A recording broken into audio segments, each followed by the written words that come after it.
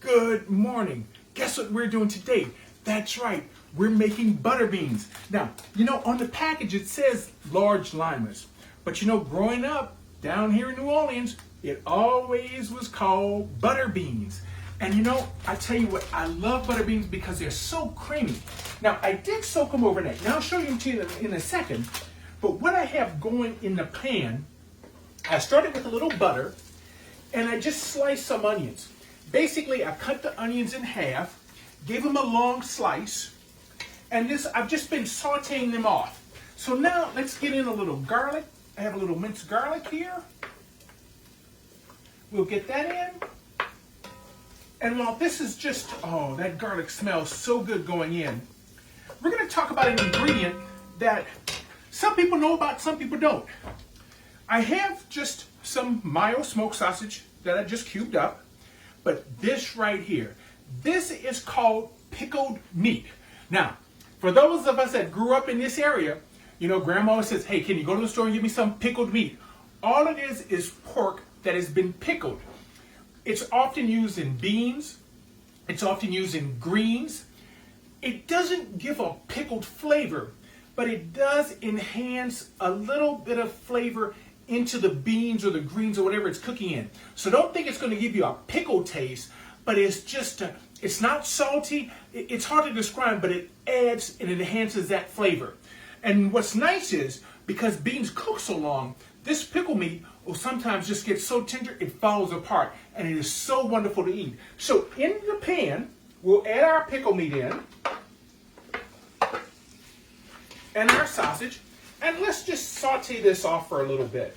Now, I can turn the fire up. I had the fire low when I was doing the onions, because we can caramelize them if we want.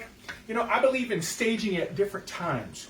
You can stage at different times for layer or flavor. So if you wanted to saute some onions and then put the rest in when you add the meat in, that's fine. So let's go in with a little bit of Creole seasoning.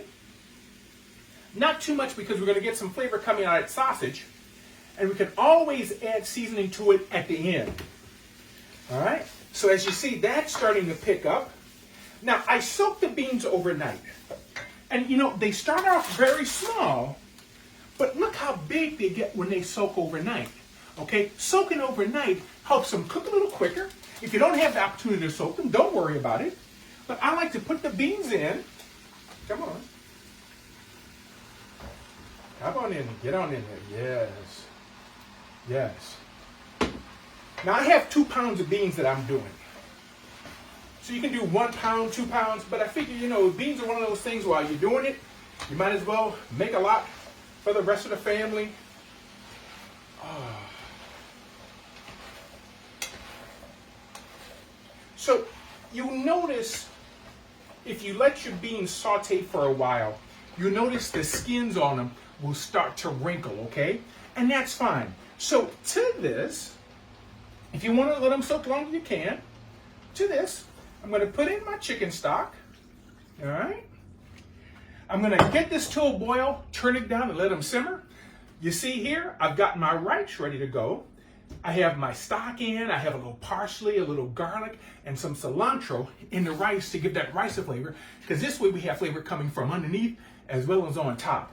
So the next time you're going to see me, oh baby, these are going to be ready. Our rice is going to be cooked, and it's going to be so good. I can't wait. So we'll see you in a bit. Now, today I wanted to do butter beans because I tell you what, they have such a nice, creamy taste. And that's one of the things that I like about them, is that they cook so creamy. Now, remember, I soaked them overnight in the pot, I should say. I started with a little butter, sauteed some onion, added some garlic, threw in some smoked sausage, added some pickled meat. Now, I had the beans soaking overnight so that they cook tender, but I put the beans in the pot with the sausage and all, let it saute for a while, and you see the skin start to wrinkle. Then I added the stock, got it up to a boil, turned it down and let it simmer.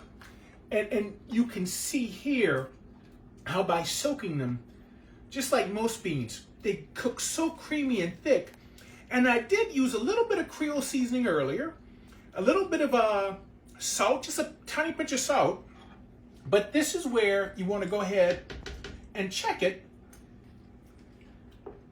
to see if you need any more seasoning, any more salt, or if you want to put a little fresh black pepper in it, a little fresh cracked pepper in it, all right, that's fine.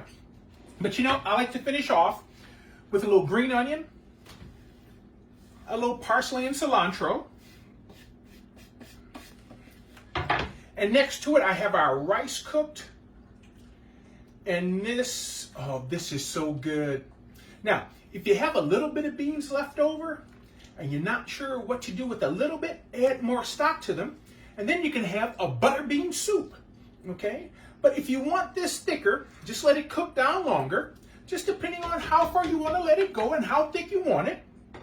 But this will take you about an hour, hour and a half, just depending on where you want it. Now, with leftovers, when we put these in the refrigerator, put them in your container, make sure you crack the lid. Don't totally seal it, because if you seal it when it's hot in the refrigerator, it could spoil. So you want to put things in the refrigerator while they're still warm. They don't have to be smoking hot, but still warm.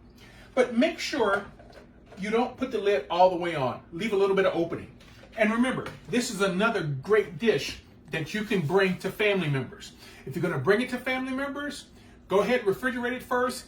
That way, when you leave it on their doorstep and text them or call them or knock on the door, they can pick it up and they can bring it inside and keep it in the fridge, or they can go ahead and heat it back up and use it for dinner. So I hope this helped with your dinner ideas.